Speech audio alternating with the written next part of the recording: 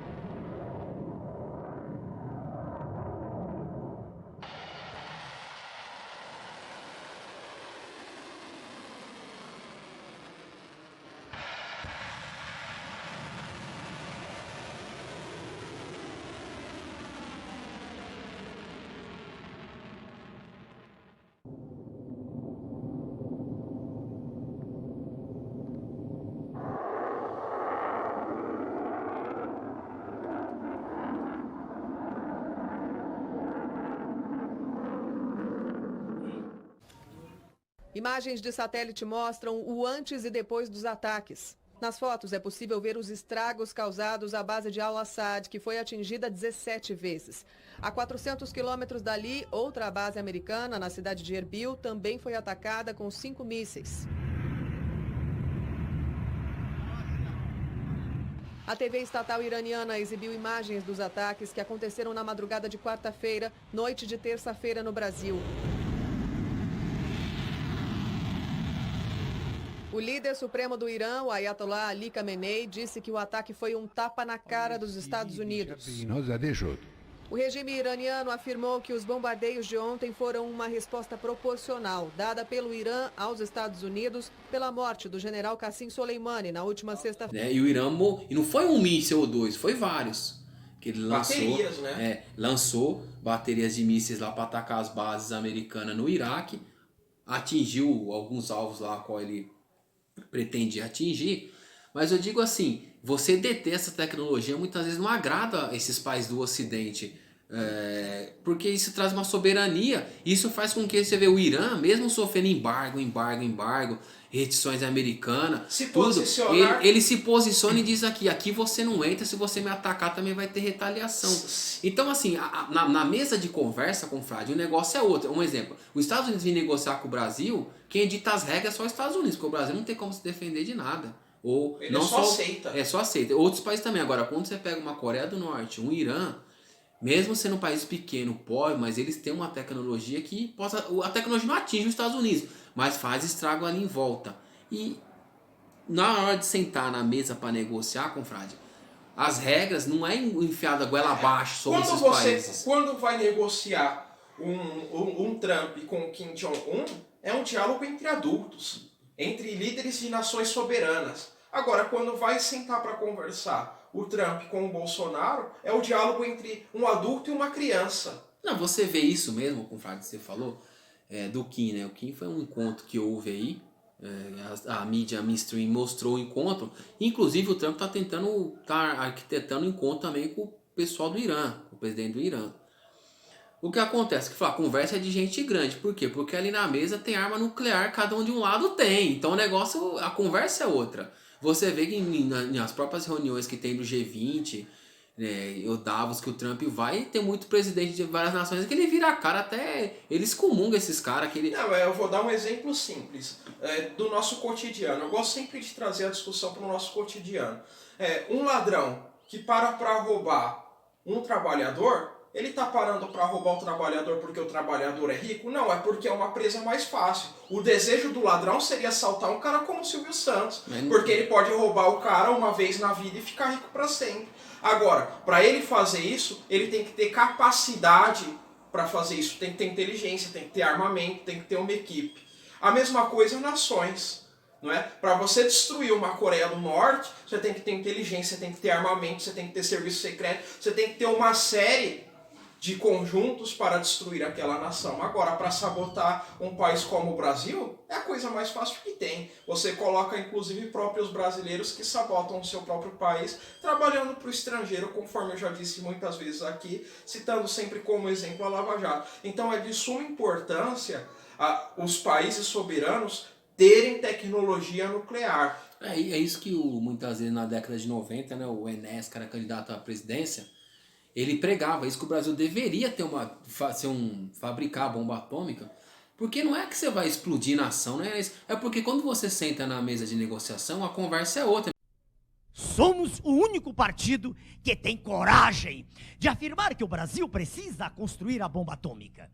Dos 178 países do planeta, apenas 5, vejam, apenas 5 têm o poder de monopolizar o armamento nuclear e impõem aos outros a humilhação de assinar tratados de não proliferação de armas nucleares. É preciso construir a bomba, não para jogar a bomba em ninguém, mas sim para evitar que alguém jogue a bomba aqui, no Brasil, na nossa casa. E não digam que isso não pode acontecer, porque os Estados Unidos já fizeram isso com o Japão em 1945. Se o Japão tivesse a bomba, ninguém se atreveria a ter destruído 2 cidades deles, Hiroshima e Nagasaki. Esta é que é a verdade, porque é mentira dizer que o dinheiro para construir a bomba deve ser usado para educação e saúde, como está dizendo o governo. Se é assim, por que não fizeram isso até agora? Que eu saiba, ninguém construiu bomba no Brasil. Por que deixaram as escolas, os hospitais caindo aos pedaços? Temos que construir a bomba para nós nos defendermos e sermos respeitados no cenário internacional, para podermos ser tratados como adultos. Devemos construir a bomba. A bomba atômica se insere dentro de um contexto de geopolítica moderna, em que é necessária a presença do fenômeno da dissuasão estratégica. Ter condições de fazer a bomba é o mesmo que afirmar: respeitem-nos, deixem-nos em paz, não somos mais uma colônia, queremos trilhar nosso próprio caminho. Isto é uma questão apenas de definição da soberania nacional perante o mundo. Cidadão, sou professor de medicina e estudei a vida inteira para salvar vidas, não para matar. A bomba não é para fazer a guerra, ela é a garantia da paz. Meu nome é Enéas. Mesma coisa a Índia. A Índia é um país miserável.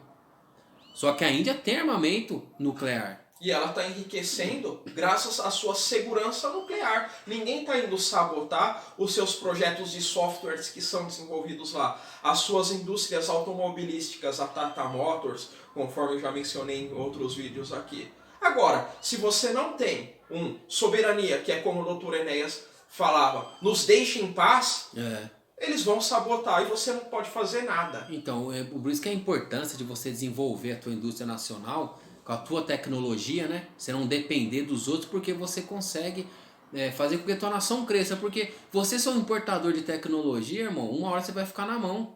Aquele país que chega e fala, chega pra você, acabou, e você não consegue ter acesso a mais nada. Agora, um Irã, uma Coreia do Norte, uma Índia, ou até o Paquistão também, ele consegue sobreviver a tantos embargos que vier, porque ele tem indústria nacional desenvolvida, tecnologia nacional. Ele não depende, vamos supor, o cara vai de um material, às vezes um material para você construir um foguete, às vezes seu país não produz, você tem que importar. Quando você sofre embargo, aquela liga metálica é bloqueada para o teu país, então você só consegue no mercado negro. Agora, quando você desenvolve um corpo de engenharia técnica que você consegue desenvolver, eu vou dar um exemplo. Você pega uma barra de ferro de 1 quilo, ela vale tanto. Se você pega aquela barra de ferro e transforma em mola de relógio, ela vai valer 500 ou 1000 vezes mais. Isso daí é o quê? Agregar valor ao produto. Agora, se você está fazendo para que isso ocorra, vem uma nação desenvolvida como os Estados Unidos e chuta a escada do seu desenvolvimento, você vai ficar sempre vendendo aquela barra de ferro para ele, e ele faz a mola e revende de volta para a gente. E a gente vai ser sempre um país de renda baixa, pobre, com baixo desenvolvimento humano, e ainda admirando eles que nos assaltam diariamente. E o Irã é engraçado, confrade, que ele não abaixou a cabeça, né? Ele vive todos esses embargos, ele tenta contornar ali, saindo do dólar, né? Nas suas negociações ali da venda do petróleo, ele pega o euro, hoje está negociando muito com a China, que é em yuan. Sim. Entrando o dinheiro chinês. Mas por que isso é possível? Porque há um pacto nacional que a nação está sabendo disso. Que para fazer certo desenvolvimento, para que o Irã venha a ser uma potência talvez mundial, porque o Irã já é uma potência regional. Regional. E porque isso é tão fato, porque você vê que Israel a todo momento ele tem a sua polícia secreta, a Mossad lá, e ele tenta a todo momento, confrade, destruir o programa nuclear ou o programa armamentício do Irã, porque ele sabe que o Irã torna-se uma ameaça ali naquela região. E o Irã pode se transformar numa potência global. Não estou falando de uma potência econômica global, mas talvez uma potência bélica global. A Rússia hoje é um país de renda parecida com a do Brasil, mas a Rússia é uma potência e o Brasil não. Por quê? Porque a Rússia tem história, a Rússia tem armamento, a Rússia tem soberania, a Rússia se impõe geopoliticamente, coisa que o Brasil não faz.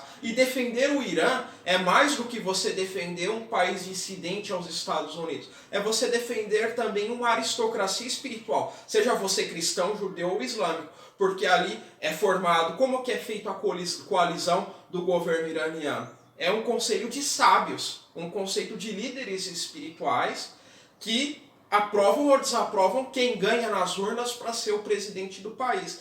Você ganha nas urnas, você passa pelos clérigos, né? Pela aristocracia espiritual daquele país, uma coisa que o liberalismo é completamente contra isso. A luta contra o Irã passa por isso também, passa da luta contra a aristocracia, assim como a Revolução Francesa destruiu a aristocracia da França, e a França o que é hoje?